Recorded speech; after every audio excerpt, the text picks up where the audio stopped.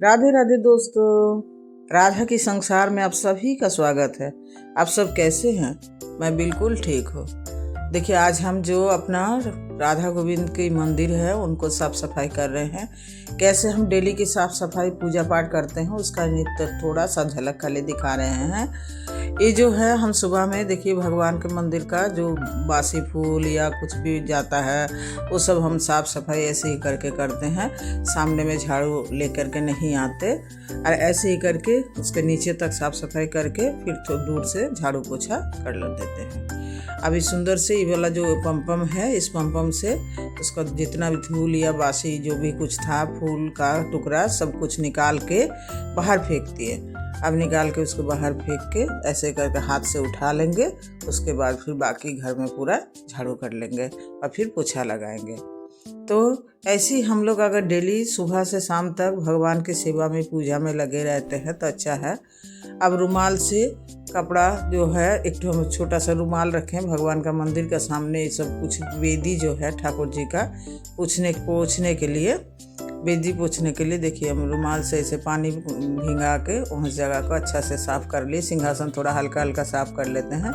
Daily उतना तो समय नहीं मिलता कि पूरा सिंहासन पोछे, लेकिन हल्का थोड़ा सा साफ़ कर लेते हैं क्योंकि बाहर से धूला आता है तो काला टाइप का हो जाता है ना, तो इसीलिए थोड़ा साफ़ करना, डेली पोछना हल्का ज़रूरी है। अब नहाने का देखिए तुलसी पत्ता जल में डाल दिए और तांबा का लोटा से ही गर्म पानी लिए, मतलब उष्ण पानी है, इसमें से गुलाब जल चंदन सब मिला लिए हैं और पहले चरणों में जल दे के फिर माथा से स्नान करा लिया। स्नान कराने के बाद स्नान घंटा बजाना होता है एक साइड से और फिर स्नान कराना होता है। ऐसे स्नान करा के अच्छा जो पोंछने वाला कपड़ा रखे हैं, सूखा कपड़ा, उससे फिर पोंछ के उनका जो है ड्रेस पोशाक जो है पोशाक पहनाएंगे, अलंकार पहनाएंगे। उनके बाद सुंदर सा श्रृंगार करेंगे। थोड़ा थोड़ा ही दिखाया हम आज, क्योंकि उतना सारा पूजा पद्धति दिखाना बड़ी कठिन बात होता है, क्योंकि उतना वीडियो भी नहीं साथ साथ में करना संभव होता है पूजा करते समय। और जो है देखिए अभी सुंदर सा हम ड्रेस और अलंकार धारण करवा दी मेरे राधा गोविंद को।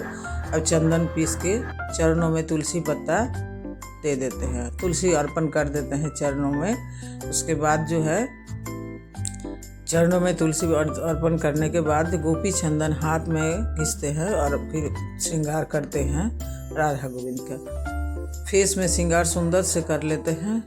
ठाकुर जी को श्रृंगार का ज़रूरत नहीं है, लेकिन जितना हम ठाकुर जी को सुंदर से सजाएंगे उतना मेरा मन पवित्र होगा। इसीलिए ठाकुर जी का श्रृंगार अच्छा से करना ज़रूरी होता है।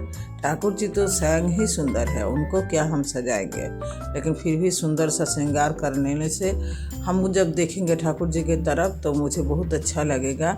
इतना सुंदर रूप देखने से जीवन धन्य हो जाता है, मन सुंदर हो जाता है, पवित्र हो जाता है, शुद्ध भक्ति प्राप्त होता है। डेली डेली ठाकुर जी का स्पर्श ऐसे करके हम श्रृंगार जो करते हैं तो उसके लिए हम अपने आप को बहुत धन्य मानते हैं कि ठाकुर जी मुझे इतना सेवा का यज्ञ बनाए हैं कि हम ठाकुर जी को ऐसे करके सेवा कर पा रहे हैं।